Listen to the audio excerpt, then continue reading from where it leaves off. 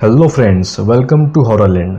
अगर आप हॉरर या क्रीपी कंटेंट पसंद करते हैं तो जल्दी से हमारे चैनल को सब्सक्राइब करके बेल आइकन दबा दीजिए ताकि आप हमारा कोई भी वीडियो मिस नहीं कर पाएँ। तो दोस्तों, आज मैं ह्यूमन सेंटीपीड का फर्स्ट सीक्वेंस यानी कि पहला पार्ट एक्सप्लेन करने वाला हूँ, जो कि एक डच हॉरर मूवी है और ये टॉम सिक्स द्वारा डायरेक्ट की गई है। इस मूवी को 2009 में रिलीज किया गया था, लेकिन कई जगह से इसे अपने वायलेंस के कारण बैन कर दिया गया था। ये मूवी नाजी ह्यूमन एक्सपेरिमेंट से इंस्पायर्ड है, जो कि वर्ल्ड वॉर 2 के दौरान कैदियों पर किया जाता था, जिसमें उन्हें बुरी तरह से टॉर्चर किया जाता था। कई बार तो कैदियों को आपस में जिंदा सिल दिया जाता था, जो कि काफी इनह्यूमन पनिशमेंट थी। तो ज्यादा टाइम वेस्ट न करते हुए हम सीधा चलते हैं वीडियो की तरफ।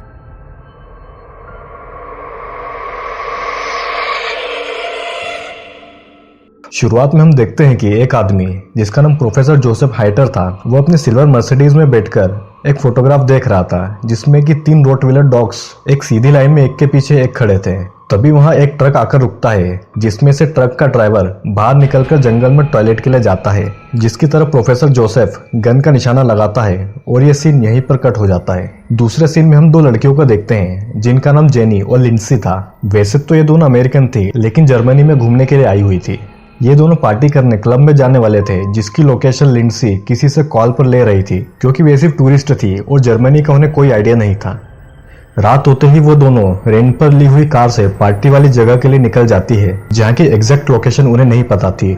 और होता यह है कि बीच जंगल में वो दोनों बहुत आगे निकल जाते हैं और कहीं खो जाते हैं। जेनी गाड़ी को यू टर्न लेती है कि तभी गाड़ी का टायर पंक्चर हो जाता है और दोनों प्रॉब्लम में फंस जाती है।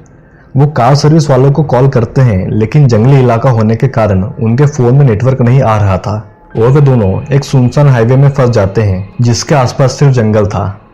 वो दोनों डिसाइड करते हैं कि कार में ही रहकर हाईवे से निकलने वाले लोगों से मदद लेंगे, और हम देखते हैं कि कुछ ही समय में वहां नजदीक से कार निकलती है, जिससे कि वो मदद मांगते हैं। लेकिन कार में बैठा हुआ भद्दा सा बूढ़ा आदमी उन्हें अकेला देखकर गंदे गंदे इशारे करता है, जिससे कि वो डर जाती है और कार को अंदर से लॉक कर लेती है। उस कार के जाने के बाद वो दोनों आसपास कोई घर ढूंढती है, जहां से वो फोन करके मदद के लिए किसी को बुला ले। रात काफी हो चुकी थी और वो जंगल में चल पड़ती है। वहां उन्हें एक घर से आती रोशनी दिखती है, जिसे देखकर वो उस घर की ओर चल देती है कि तभी अचानक वहां तेज बारिश होने लगती है और उनके उस घर पहुंचने तक वो दोनों पूरी तरीके से भीग चुकी थी। वो दोनों उस घर के दरवाजे पर नॉक करते हैं और हम देखते हैं कि अंदर से वही प्रोफेसर जोसेफ दरवाजा खोलता है। जेनी और लिंडसी अपनी प्रॉब्लम प्रोफेसर जोसेफ को बताती है और वो उससे इमरजेंसी कार सर्विस वालों को फोन करने को कहती है, जिससे कि वो वापस अपने होटल जा सके। प्रोफेसर दोनों लड़कियों को अकेला देखकर अंदर बुला लेता है। जेनी और लिंडसी प्रोफेसर के घर को गौर से देखते हैं और वो नोटिस करते हैं कि दीवारों पर अजीब अजीब तरीके की पेंटिंग्स लटकी थी, जो कि काफी डिस्टर्बिंग थी। प्रोफेसर उनसे पूछता है कि क्या वे टूरिस्ट है, और वे उन्हें बताती है कि दोनों न्यूयॉर्क से हैं और यूरोप घूमने आई है। वो प्रोफेसर को कार सर्विस वालों को फोन करने को कहती है, जिससे कि वो अनसुना करके उनसे एक सवाल करता है कि क्या दोनों रिलेटिव्स हैं, पर वो ना कहकर बताती है कि वो रिलेटिव्स तो नहीं है, लेकिन दोनों फ्रेंड जरूर है। प्रोफेसर अचानक अपनी जगह से उठता है और किचन में पानी लेने जाता है, और जब वो अंदर किचन में होता है तो वहीं से एक फेक कॉल करता है, जिससे बाहर बैठी जेनी और लिंडसी को लगता है कि वो इमरजेंसी कार सर्विस वालों को कॉल कर रहा है। प्रोफेसर दोनों के पानी में रोहेपनॉल नाम का एक ड्रग मिला देता है, जो कि लिंडसी पूरा पी जाती है, लेकिन जेनी से पानी का गिलास गिर जाता है, जिस पर प्रोफेसर गुस्सा होकर दोनों के साथ जानवरों जैसा बर्ताव करता है। प्रोफेसर गिरा हुआ पानी साफ करने के लिए टॉवेल लाने का बोलकर नीचे बेसमेंट में बनी अपनी लेबोरेटरी में जाता है और एक इंजेक्शन लेकर आता है। इधर लिंडसी को थकान महसूस होती है, क्योंकि वो ड्रग वाला पानी पूरा पी गई थी, लेकिन जेनी ने आधा ही पानी पिया था, इसलिए उसे कुछ नहीं होता। जेनी प्रोफेसर से एक और कॉल करने को कहती है, लेकिन वो उसे मना कर देता है और जेनी की गर्दन में वो इंजेक्शन घुसा देता है, जिससे कि वो भी बेहोश हो जाती है। अगली सुबह प्रोफेसर डाइनिंग टेबल पर बैठकर अपना ब्रेकफास्ट कर रहा था और इधर लिंडसी और जेनी दोनों को होश आता है और वो खुद को प्रोफेसर की लेबोरेटरी में बेड से बंधा हुआ पाती है, और पास में वही ट्रक ड्राइवर बंधा हुआ था जो कि मूवी की स्टार्टिंग में दिखाया गया था। तभी प्रोफेसर वहां आता है और ट्रक ड्राइवर से कहता है कि वो मैच नहीं करता और इसी वजह से उसे मरना होगा, और प्रोफेसर एक टॉक्सिक इंजेक्शन उसकी नसों में इंजेक्ट कर देता है, जिससे कि वो ट्रक ड्राइवर देखते ही देखते तड़प तड़प कर मर जाता है और प्रोफेसर उस ट्रक ड्राइवर को अपने बैकयार्ड में दफन कर देता है। हम देखते हैं कि प्रोफेसर एक जापानीज आदमी को अपनी बेहोशी की दवा वाली डार्ट गन से बेहोश करके लाता है और वो भी उसे जेनी और लिंसी के बगल वाले बेड पर बांध देता है। जब सभी को होश आता है तो वो जोर जोर से चिल्ला रहे होते हैं।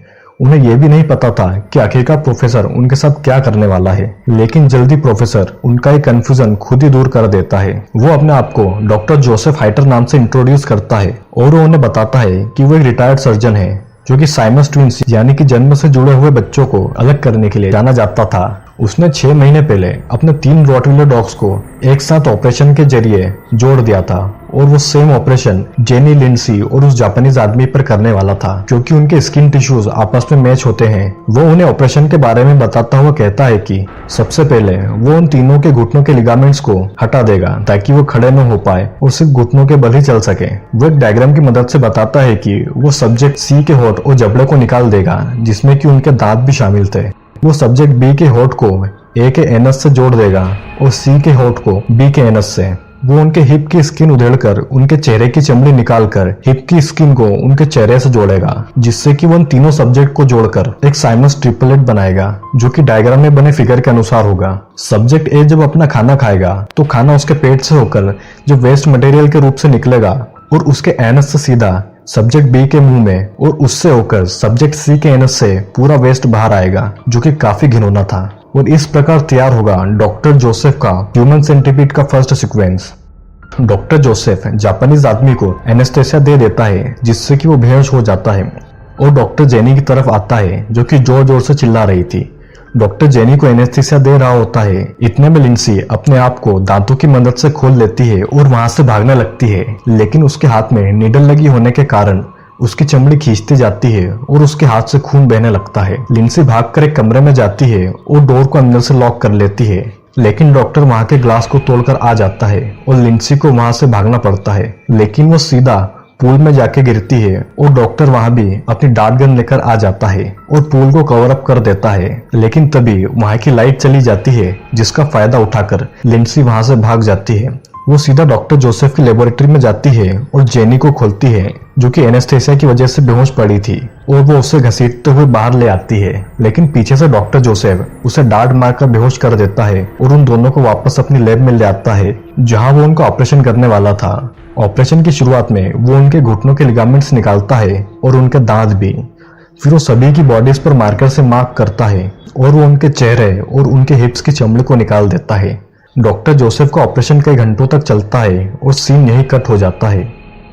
और कुछ दिनों के बाद हम देखते हैं कि डॉक्टर जोसेफ ड्रिंक कर रहा था और सामने उसका बनाया हुआ ह्यूमन सेंटीपीड जमीन पर पड़ा हुआ था। उन तीनों के घाव अभी तक ठीक से भरे भी नहीं थे और वो उन्हें जबरदस्ती खड़ा करता है। हम देखते हैं कि जापानीज आदमी सबसे आगे था, यानी कि वो लीड था। लिंसी बीच में थी और जेनी सबसे आखिरी में थी, यानी कि वो सेंटीपीड की टेल थी। डॉक्टर जोसेफ उन्हें घुटनों के बल खड़ा करके उनकी फोटो ले रहा था, जिससे कि उन्हें काफी दर्द महसूस हो रहा था। वो सभी को आईने में अपनी परछाई दिखाता है और अपनी इस हालत को देखकर तीनों सिर्फ रोए जा रहे थे। डॉक्टर जोसेफ उन्हें पिंजरे में बंद रखता था और पालतू जानवर जैसा बर्ताव करता था। ऐसा कई दिनों तक चलता रहा। वो उस जापानीज आदमी को खाना भी कुत्ते की तरह ही देता था। जब उस जापानीज आदमी ने इस चीज का विरोध किया तो डॉक्टर जोसेफ उसका जबड़ा तोड़ देता है और सीन यही कट हो जाता है। अगले सीन में हम देखते हैं कि डॉक्टर जोसेफ उनके साथ जानवरों जैसा व्यवहार कर रहा है कि तभी जापानीज आदमी को टॉयलेट जाना पड़ता है और उसका सारा वेस्ट यानी कि मल सीधा लिंसी के मुंह में जाता है और लिंसी को ना चाहकर भी जापानीज आदमी का वेस्ट निकलना पड़ता है, जो कि काफी घिनौना था। एक दिन जब डॉक्टर तीनों की बॉडी का मेडिकल चेकअप करता है तो उसे पता चलता है कि जापानीज आदमी तो ठीक है, लेकिन लिंसी को कॉन्स्टिपेशन है। जापानीज आदमी का वेस्ट वो डाइजेस्ट नहीं कर पा रही थी और जेनी तक कोई भी एनर्जी का सोर्स नहीं पहुंच रहा था।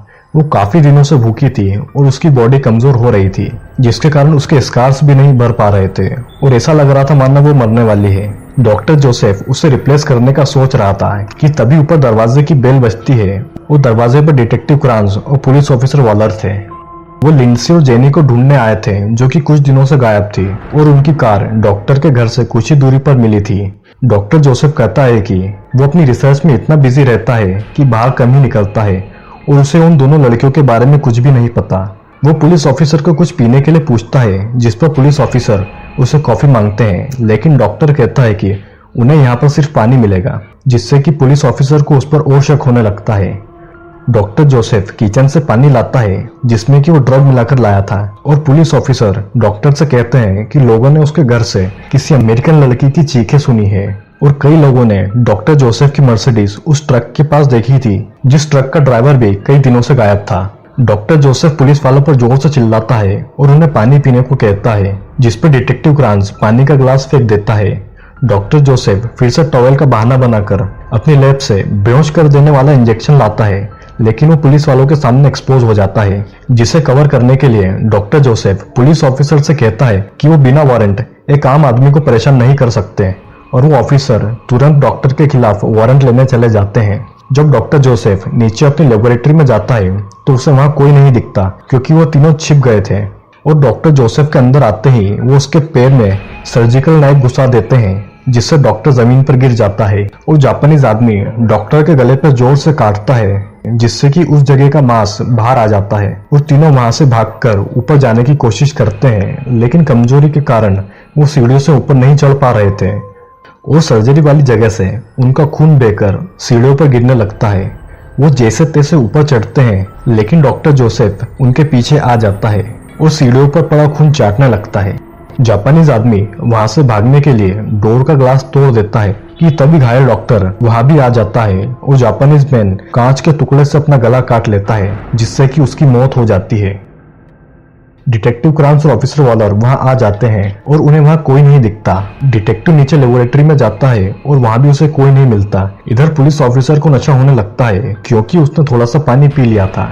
डिटेक्टिव क्रांस के ढूंढने पर उसे जापानीज आदमी और बाकी के 2 लोग भी मिल जाते हैं, लेकिन बहुत ही बुरी हालत में। और जब डिटेक्टिव क्रांस डॉक्टर जोसेफ को पकड़ने जाता है तो वो देखता है कि डॉक्टर जोसेफ पूल के पास बैठा है और ऑफिसर मारा जा चुका है। डॉक्टर जोसेफ ऑफिसर की बंदूक से क्रांस पर गोलियां चला देता है, जिसके डिफेंस में वो डॉक्टर जोसेफ के सिर में गोली मार देता है, और इस प्रकार दोनों मारे जाते हैं। और अंदर रह जाता है तो बस डॉक्टर जोसेफ का बनाया हुआ ह्यूमन सेंटीपीड, और मूवी यहीं खत्म हो जाती है। दोस्तों, ये मूवी एक सनकी डॉक्टर के एक घटिया एक्सपेरिमेंट पर बेस्ड है, जो कि भगवान के नियमों के खिलाफ एक अलग ही क्रिएचर बनाना चाहता था, और अपनी सनक के चलते 3 मासूमों की जिंदगी बर्बाद कर देता है। मूवी के एंड में पुलिस ऑफिसर के साथ डॉक्टर जोसेफ भी मारा जाता है, और जापानीज आदमी ने भी आत्महत्या कर ली थी। इधर सेंटीपीड का लीड यानी कि जापानीज आदमी मर चुका था, और टेल यानी कि जेनी की हालत भी खराब थी। बची थी तो सिर्फ लिंडसी, वो भी एक ऐसी सिचुएशन में जहां पर मौत भी आरामदायक लगे। तो दोस्तों, ये था ह्यूमन सेंटीपीड पार्ट 1 का एक्सप्लेनेशन। अगर आपको ये वीडियो अच्छा लगा हो तो कमेंट में बताएं कि बाकी के पार्ट्स पर भी वीडियो बनना चाहिए या नहीं, और जल्दी से हमारे चैनल को सब्सक्राइब कर लीजिए, क्योंकि और भी वीडियोस आने वाली है।